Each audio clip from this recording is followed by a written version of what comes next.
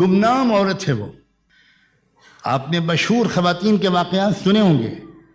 آپ نے حضرت عائشہ، حضرت فاطمہ، حضرت خدیجہ، زینب، کلثوم، رقیہ، حضرت خولہ، نہ جانے کتنی بہادر اور علم اور عمل اور شجاعت اور سخاوت کی ہمالیہ پہاڑوں پر پہنچی ہوئی خواتین کے کردار سنے ہوں گے. میں ایک پردہ نشین گمنام عورت کا واقعہ سنانا چاہتا ہوں. ایک مزدور صحابی تھے، بہت غریب. روزانہ مزدوری کرتے تھے، کچھ پیسے مل جاتے تھے، اسی سے ایک وقت کی 2 وقت کی روٹی چل جاتی تھی. مزدوروں کو تجربہ ہوتا ہے اس بات کا کہ کبھی کبھی آف سیزن ہوتا ہے، کام ہی نہیں ملتا. شاید ایسے ہی موقع تھا کہ وہ مزدور صحابی اپنے گھر سے نکلے مزدوری کی تلاش میں.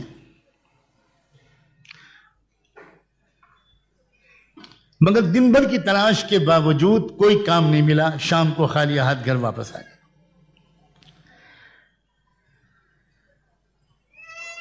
شوہر نے بیوی سے کہا کہ بھئی میں بہت تھک کر آیا ہوں، بہت بھوک لگی ہے، جلدی سے کچھ کھلا دو. تو بیوی کہتی ہے کہ شاید آپ بھول گئے میرے سرتاج، میں تو آپ سے بتا چکی تھی کہ جو کچھ گھر میں تھا وہ کل ختم ہو چکا تھا. میں تو انتظار میں تھی کہ آج آپ کو کچھ مزدوری ملے گی تو آپ بازار سے کچھ لے کر آئیں گے تو ہم لوگ دونوں کھائیں گے. یہ سن کر شوہر ایک دم سے شاکڈ ہو گئے، ذرا ان کو ایک چہرہ اتر گیا، اداس ہو گئے. بیوی نے، سمجھدار بیوی اشاروں کو سمجھتی ہے، فوراً سمجھ گئی کہ میں نے اس طرح کہہ دیا تو شوہر کو ذرا صدمہ پہنچ گیا. تو بیوی نے ایک بات کہی شوہر سے کہ ایک بات کہوں؟ ہاں کہو. کیا بات؟ کہ دیکھیے،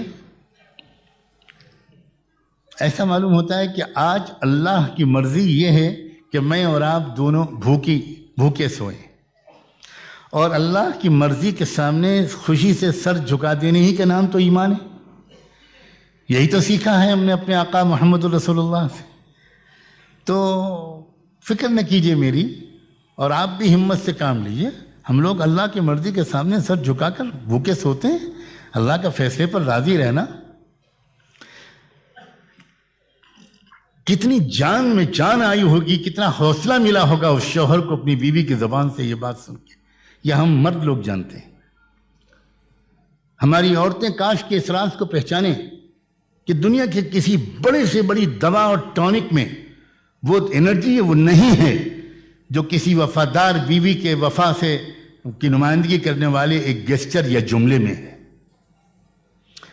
انسان، مرد، صاحب کردار مرد پہاڑوں سے ٹکرا جاتا ہے اگر اس کو اپنی وفادار بیوی کی طرف سے سپورٹ ملے، اور وہ بہت جلدی شکست کھا جاتا ہے اگر اس کو بیوی کی طرف سے شکایتیں اور طنز اور طعنے اور ڈسکریجنگ قسم کا بیہیویئر ملے.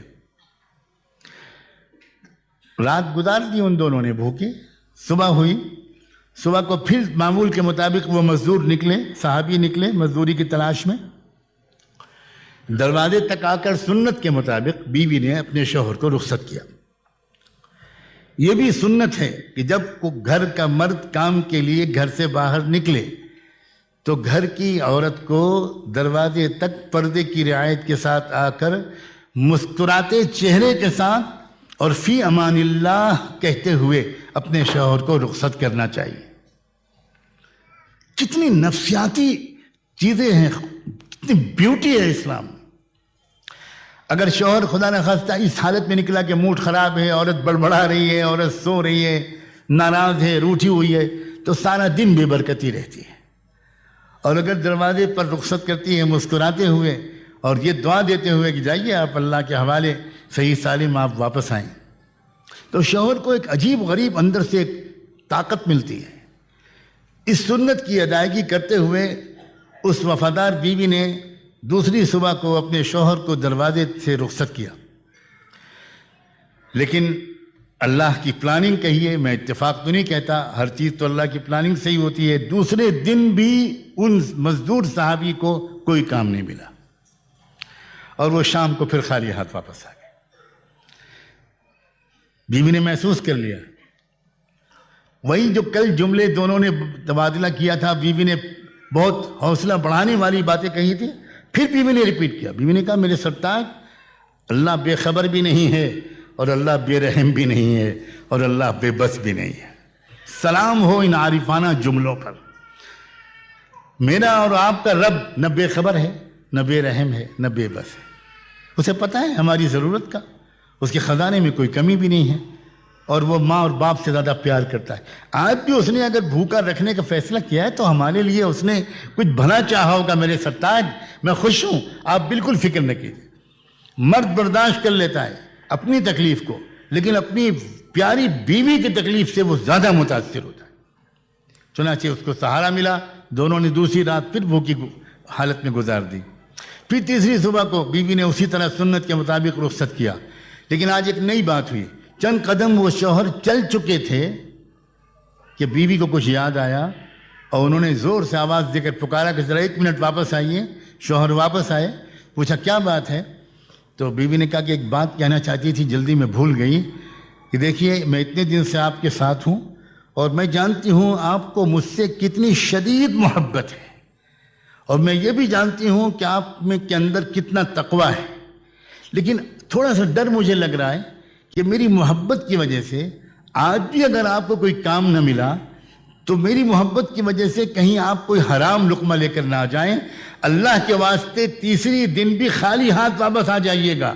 اگر آپ کو کوئی کمائی کا پیسہ نہ ملے خالی ہاتھ آ جائیے گا, حرام کا لقمہ پلیز لے کر مت آئیے.